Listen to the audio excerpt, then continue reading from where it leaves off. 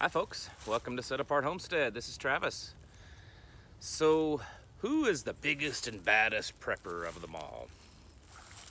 Who is the one that knows the most, has done the most, prepared the most, is the expert when it comes to prepping and preparedness? Who is it? It's not me. Is it some other YouTube channel? Maybe, but you'd be wrong. The biggest and baddest prepper of them all, folks, is the government and those that control the system, those that control the government. They are the ones that are they're kind of the bosses when it comes to being prepared. And so for those of you that may still be on the fence of this whole preparedness thing, still thinking that, you know what, maybe it's not really that necessary. Maybe it's just a bunch of kooks and crazies that's into it. Maybe it's not really for me. Maybe it's just some crazy tinfoil hat wearing bunch of, guys that do this preparedness stuff. Well, your own government does it. Your own government has been doing it just about forever. And those that run it, especially the ones behind the curtain.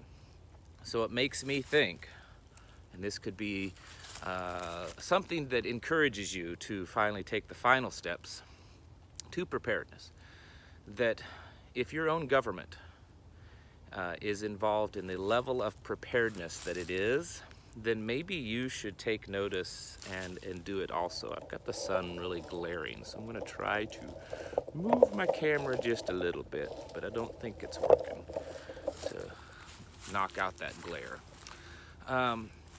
And that's kind of what I want to talk about today. Many of you already know this, so this is not, a news flash for a lot of you. But have you ever stopped to think about how in the world did we get to the trillions and trillions of dollars in debt that we're in? How do we spend the amount of money that we spend as a nation? Well, yeah, there's welfare, but really that's only a small percentage of it. There's the military-industrial complex, and that's where a lot of it goes. But if you look at the equipment that we have and you think, well, how in the world do we spend that kind of money on what we have? Of course, there's money that we send overseas to other countries, but a big part of it, a big part that most people don't realize, is the spending that you never really know about. That's where a large amount of our spending goes. Not all of it, but there is quite a bit. And it goes to preparing this government to exist, basically, in case something actually happens, whether it's man-made, natural, terroristic, anything like that. And this has been going on for decades and decades. There are, as many of you know, there's these underground bunkers all over the place. There's many that's been declassified. There's talks about some that are still classified, and then there's, I'm sure, many that exist that very, very few people actually know of. And there's all kinds of equipment that they have purchased. There are storehouses full of food and supplies, and this isn't for you. It's not for me. It's not to release to the masses in case something happens. This is to keep the government going in case something happens. Now, I have said on here before that a lot of preppers, and I think a lot of this has to do with movies. There's a lot of, apocalyptic type movies out there where, whatever happens, maybe it's nuclear war, some type of, natural disaster or whatever, and the government just completely dissolves. It's unable to, stand after whatever happens. And then the aftermath is just this world of anarchy, where people are just on their own trying to fend for themselves, and you have these little bands of bad guys versus good guys out on the open road trying to survive. I don't think it's going to work like that. Whatever happens, and we're seeing a prescription happen for a lot of bad things happening at once, the possibility of them, and I've talked about that in other videos. But whatever happens, I have a pretty good feeling that the government will ride through it. You know, it may seem like at first, especially on the local level, most of the government that you and I see on a daily basis is actually local government. You know, your local police, your local fire, your local road crews, and you know, local utilities and things like that. So the majority of government that you and I, you know, see firsthand and interact with is pretty much on a local level. Those governments, they might struggle. Your local governments may not make it through this. But on a big level, the big government, the big boys, they will survive. I'm quite confident of that. I have seen firsthand a lot of the installations that they have built. I've seen firsthand their level of preparedness, their level of training. So I have no doubt in my mind, unless it is, you know, to the level of exterminating our species, I think our government and many of the big world governments will survive. And so it's not going to be this, you know, anarchy, chaos out on the streets where every man's for himself and there's no, you know, this world without rule of law and all that kind of stuff. I don't really think that's what's going to happen. I think that certain contingencies will fall into place, martial law will be enacted, and the government as we know it will cease to exist, and a new government will take its place, run by pretty much the same people, but it will be without all the rights that our government guarantees now. And those are becoming less and less, as you and I both know. So when you're making your plans, your preparedness plan, or when you're just thinking about, you know, is this something that's worth my time? Should I be doing this? Should I be wasting my time and money on this? Is it just a futile effort for me to put food back, to put supplies back, to make my family and myself more self-sufficient so that we're not dependent upon a system? Is it really necessary? Is this all just, you know, some kind of scam, just get us to buy more things? No, I don't think so.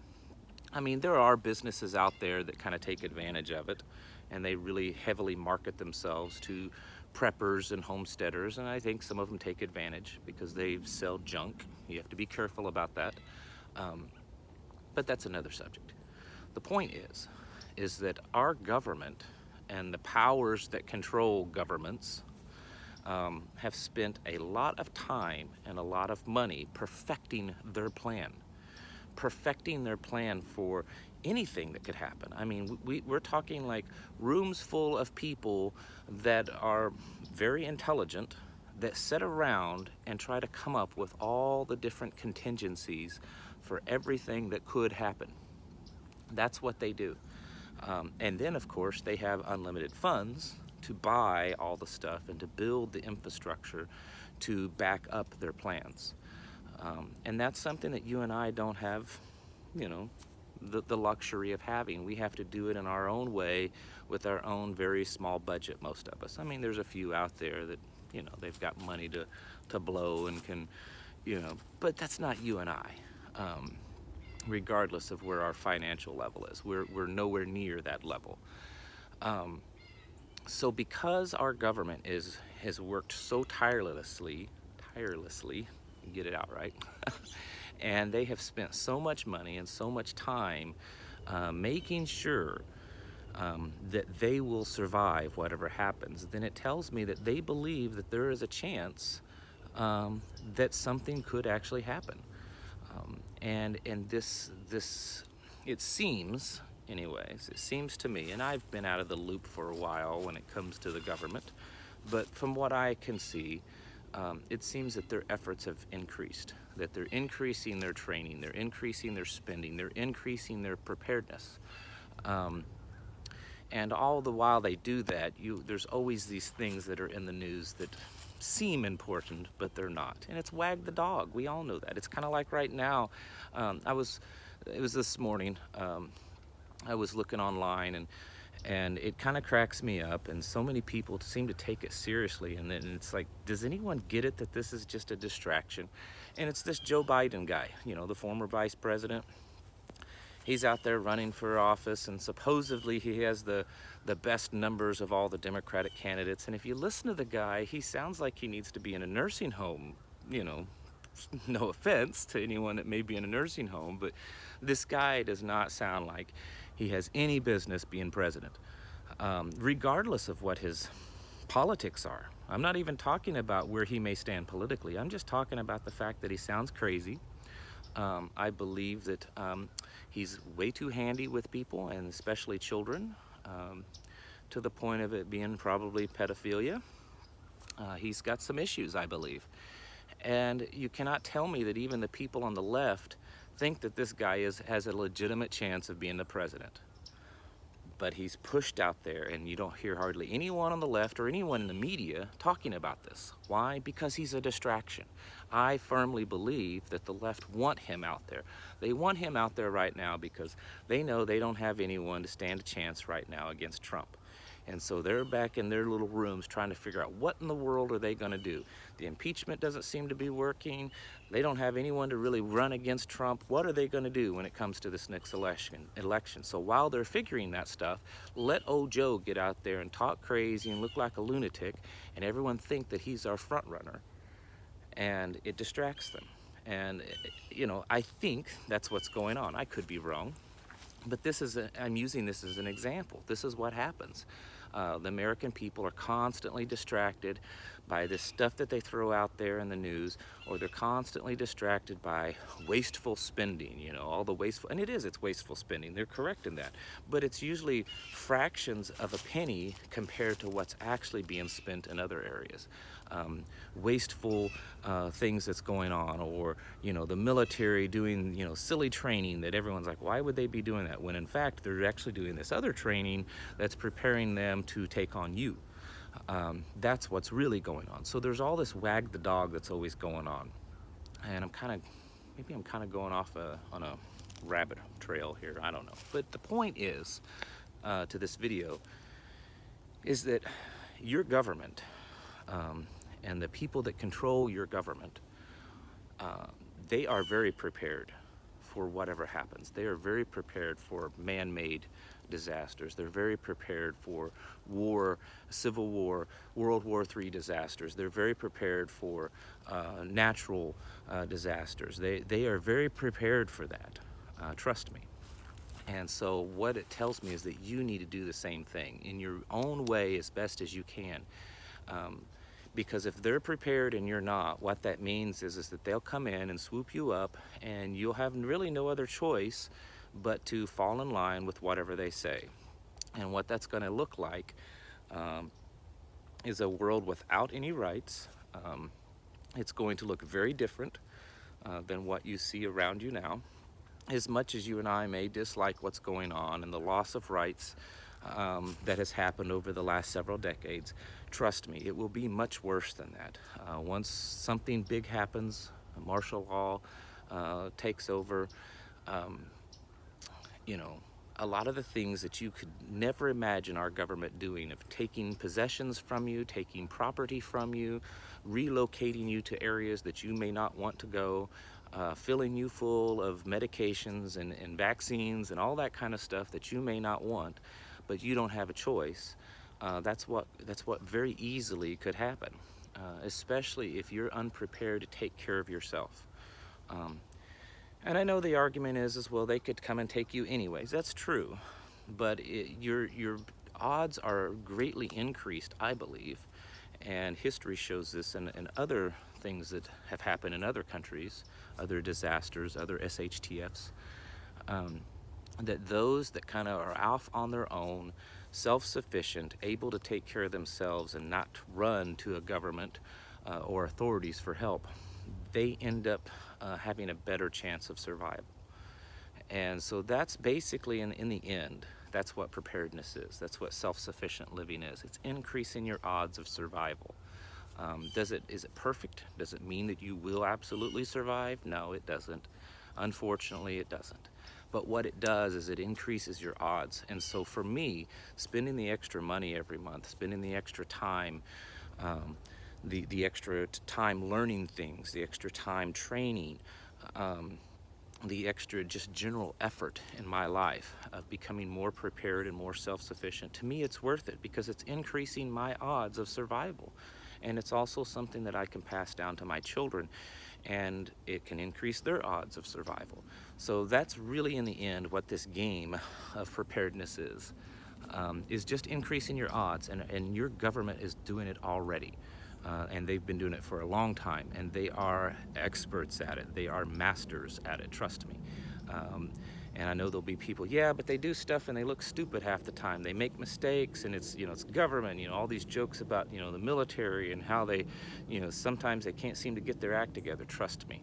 Some of that is also a wag the dog. They know what they're doing. They have lots of plans in place for everything that you can imagine. So you need to do the same. You need to be out there getting your home prepared, getting your family prepared, working on your preparedness plan, working on your food. Right now, food is still cheap, but I don't believe it's going to last very much longer. So you need to be getting on the ball, because I think the time that you and I have left to get ourselves prepared, the time that we have left to live in a society that we do today, is coming to a close. I think there's not a whole lot left time-wise. So you need to get on the ball. We all do. I know I'm not as prepared as I want to be, but I work on it. It's something that I work on very regularly, because I know that it is extremely important to increase my odds of survival.